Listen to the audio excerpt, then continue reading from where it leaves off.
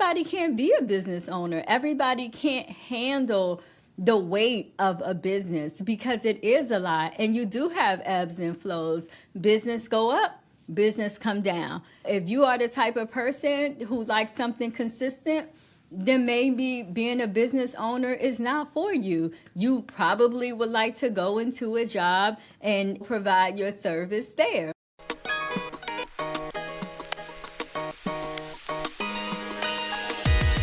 Welcome to the Brows & Co. Show, your backstage pass to the world of brows, beauty, and business. I'm your host, Kechia Taylor, and I'm thrilled to have you with us for this weekly episode. Get ready to immerse yourself in the fascinating world of beauty trends, brow secrets, and the ins and outs of the beauty industry. Whether you're a beauty enthusiast, a business owner, or just curious about what goes on behind the scenes, you're in for a treat. So without further ado, let's explore the magic that happens when beauty meets business on the Brows & Co. Show. Welcome back to the Brows & Co. Show. I'm Kechia Taylor, CEO and franchisor of Brows & Company and your host of the Brows & Co. Show. On today's episode, we're going to talk about being a permanent makeup artist or a microblading artist, and what if you don't choose entrepreneurship as your path? Do you need to be a business owner to be successful in microblading or permanent makeup? That's the question that I get most asked from people pursuing this career field. I mean, we all go around talking about how we want to be a boss of this and a boss of that, and a boss of our beauty business and opening up our own beauty business. But guys, we have to have some people that work. Everybody can't be a boss, and everybody is not meant to be a boss or an owner or a CEO. Let's talk about this because, like I said, a lot of people always ask me this question day in and day out. And the truth is, you can be just as successful as a permanent makeup or microblading artist working for an establishment. Yes, it's true. You can be just as successful as somebody who owned their own business, because somebody who owned their own business, they have overhead, they have to order supplies, they have to build their own website, they have to continue marketing their brand, and I can go on and on. Customer service. But the truth is, like big companies, the CEO, okay, Jeff Bezos is not running Amazon. You know what I'm saying? Bill Gates is not running Microsoft. There is a number 2 person that's out here making just as much money as the number 1 for running the company. I just want to keep that straight, and I just want to keep that clear. And when you go into a permanent makeup studio or microblading studio and you go in as an employee, you might find yourself in a better position of someone who owns a business. You're able to learn from other artists that work there. You're able to not worry about things when you go home, such as payroll. You're able to capitalize on that experience. And sometimes when you own a business, your creative juices is not flowing because you have so many other things to worry about. I just wanted to get that straight. That is so many other things that you can do working for someone. We have artists that work at Brows & Company. I love artists that work here at Brows & Company because everybody has a different flavor to bring. Everyone has different creativity here to bring. And as a collective, I'm proud to say that I'm an owner of a company like that hire people that care about other people, care about the transformation, care about creativity, care about the education and the learning, and helping the company build up its brand. We don't give people their flowers for doing that.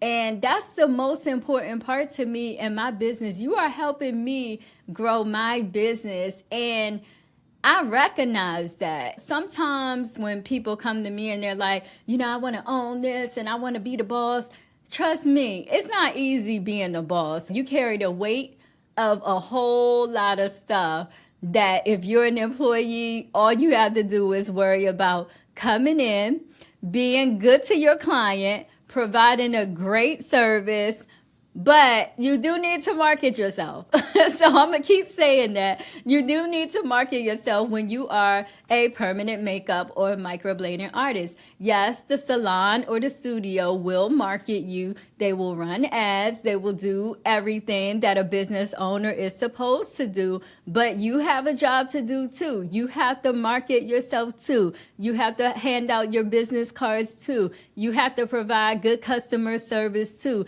That is not something to ask out of the ordinary. I just wanted to keep it real and keep it straight that you can be just as successful as someone who actually own a business without the headache. You don't have to worry about the booking site. You don't have to worry about pricing. That's pretty much set by the business.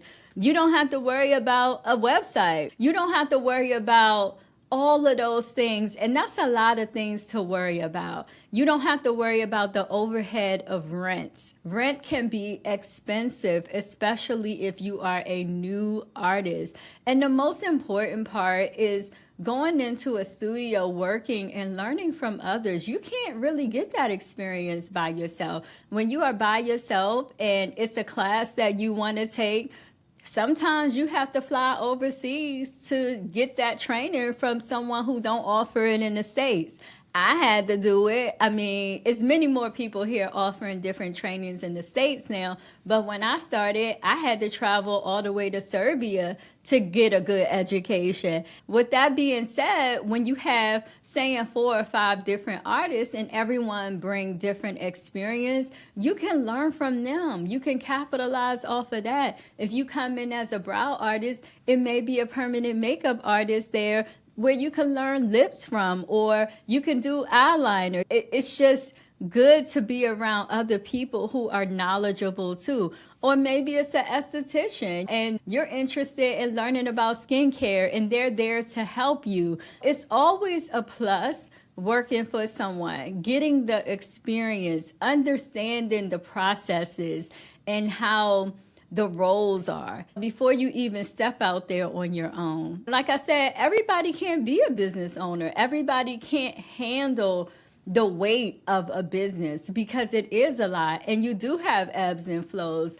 Business go up, business come down. If you are the type of person who likes something consistent, then maybe being a business owner is not for you. You probably would like to go into a job and provide your service there.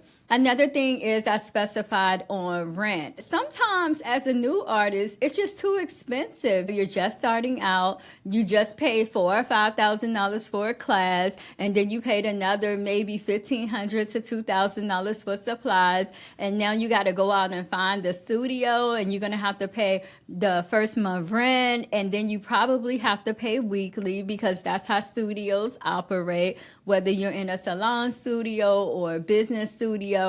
And then you may not have all the things accessible to you in a studio, such as a sink. You can check out my safety and sanitation episode when I talk about how important it is to have a sink in your location, even if you are studio based or solopreneur based. You can check out that episode. I go deep into it. Other things that you don't have to deal with when you're in a business is not just paying the rent, but paying like the electricity and the water and other utilities like the phone, or answer the phone.